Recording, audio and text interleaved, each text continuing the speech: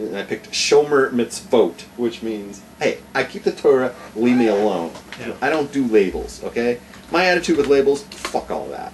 We don't need all these labels, okay? I hate them. Throw them all in the garbage. I really hate when someone comes up to me and says, like you did, are you Shivish? Are you Hasidic? I'm a Jew. That's what I am. I'm Jewish. How's that for my label? My label is I'm Jewish. Okay? That's what I am. And me too. I'm just a simple Jew. I'm Jewish. That's my label. Basically, I'm going to break it down. Here's what you need to know according to Rabbi Rabs. You get a different answer from other people. This is what you get from Rabbi Rabs. You tune into Rabbi Rabs. This is what you get. There are two types of Jews, and there are two labels. Ready? There's frum and fry. That's what there are. That's Yiddish for Torah observant and secular.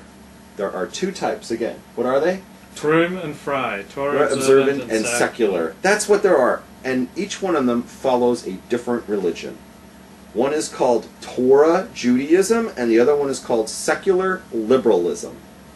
Secular liberalism. And that's what you follow if you're not following Torah today.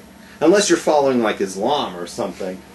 You know, like you went off, you know, and converted to something else.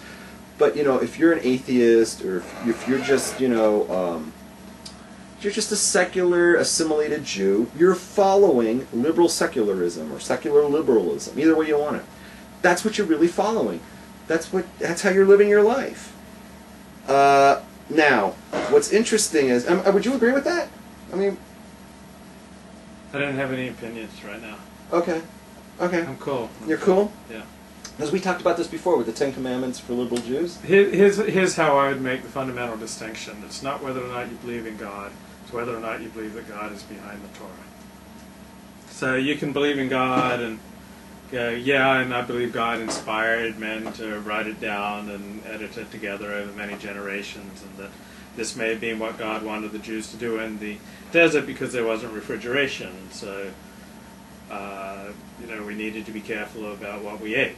And but you know, now we know better in these things. We got refrigeration, and we got the New York Times, and so for me, the fundamental distinction is whether you believe the Torah comes from God or not. So that's very similar to what you said. Okay. Here's how I look at everything. Ready? Mm-hmm. Here's the world according to Rabbi Rabs.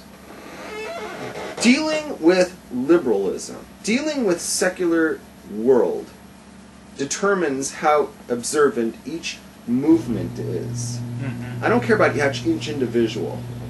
There's a special caveat I want to say right off the bat. I don't care what other people do. I really don't. If people want to, like, you know, they don't want to keep Shabbos, they want to bang a bunch of shiksas, you know, have gay sex, or whatever they want to do, right? Oh, here we go with the door closed. Why don't you get a fan in here? Do us all a favor, right? You know, if people want to do all these things, you know, knock yourself out. I really don't care. That's your business. And I look at them and I say, you know, who is for me to judge? It's not me to judge what each individual does. There's things I don't do right. It's not for me to judge. I'm only speaking tonight about movements within or without offshoots of Judaism. That's what I'm talking about. Yeah. And I judge those. Yeah. I have a right to judge those. Yeah. And it's not judging an individual. I'm judging the movement of a leadership within Judaism, or outside of Judaism. An intellectual movement. Yes, and this is where I have a problem. The biggest fight against Torah Judaism is liberalism, it's secularism, right? Mm-hmm. And there's all these liberal mores and things in the secular society that just move away from Judaism and actually go against Judaism. Yeah. There are things that liberals champion, they were never meant to be cohesive with Judaism. They don't work with Torah, they don't mesh. It's a different value system. And I'm not saying there's anything inherently wrong with the liberal value system. Mm-hmm. But it's not a Torah one, and it's never been designed to be cohesive.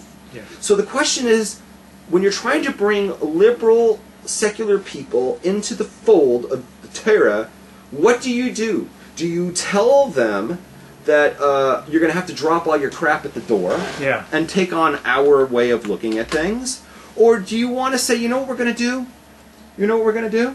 We're gonna water down our half and make it more like you. Yeah, the 49 levels of pleasure. Yeah, we're gonna come down to your level. So, like, if you're into like gay sex, then we'll allow gay sex in our movement, and we'll call it Judaism. Woo! Right? So there's two approaches. Either you stand like this and you say, you know what? Either you adapt.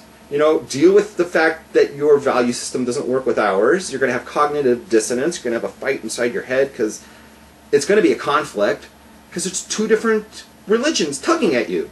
Yeah. Two different philosophies. And if you can deal with it, great. If you can't, maybe Judaism is not for you, right? And leave, right? But instead, there's going to be the guys who are going to water it down. That's the second one.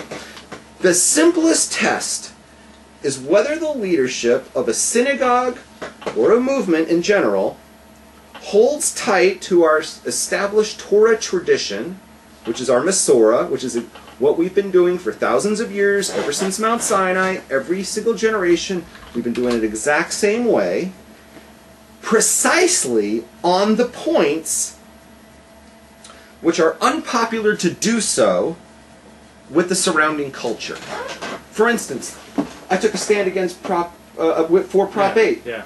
I can't find anybody out there that agrees with me. You know what I mean? And I'm, everybody's like, "Oh, what are you doing?" Not in L.A. Yeah, what are you doing? And it's unpopular. But Dafka, because it's unpopular, now we see, what people are made of. Can they do what I do? Can they stand up and say, Prop 8 is good? Can they do it even though it's unpopular? Or are they going to bend? And they're going to say, it's good that Prop 8 was overturned, and still call themselves a rabbi of a shul. Of an Orthodox shul. Oh, okay, we don't want to use that word Orthodox. That's one of my pet peeves, and since we're talking about labels, I hate the word Orthodox. I've told you this before. Mm-hmm. There's from and fry. Right. Okay, a from shul and a fry shul. Right. Can we lose the word Orthodox, please?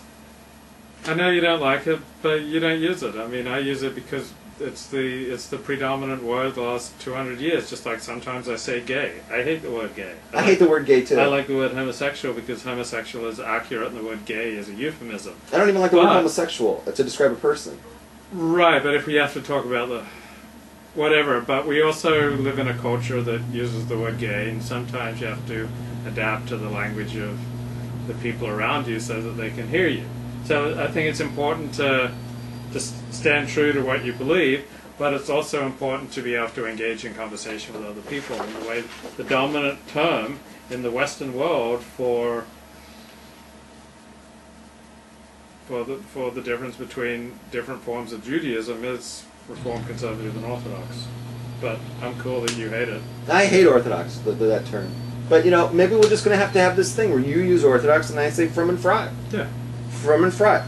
Or from and secular. Yeah. Now, I said the difference here. When there's a question that comes up and something is unpopular, yeah, because, it's unpopular in the secular world, they're against this, something in Judaism, how do you handle it? If you don't bend, you stay firm. Firm in Yiddish is frum. Yeah. Frum means you don't bend. You never bend the rules. You don't move from your philosophies. You don't move Torah 1 inch. Torah stays the same. Torah is not progressive. Torah is not liberal. Torah doesn't bend, water down, or sugarcoat, or pervert to allow itself to enhance secular mores that conflict with it. Could I say it more clear? That's pretty clear. Okay, you start bending the rules. You start compromising your value system, the Torah value system. You start compromising and bending. You're changing Judaism. You're watering it down. You're perverting Judaism. You're making it something it isn't. You cross that line, and it's a slippery slope that goes to the bottom. Am I right? I want to now talk about the 4 levels of secular tumult.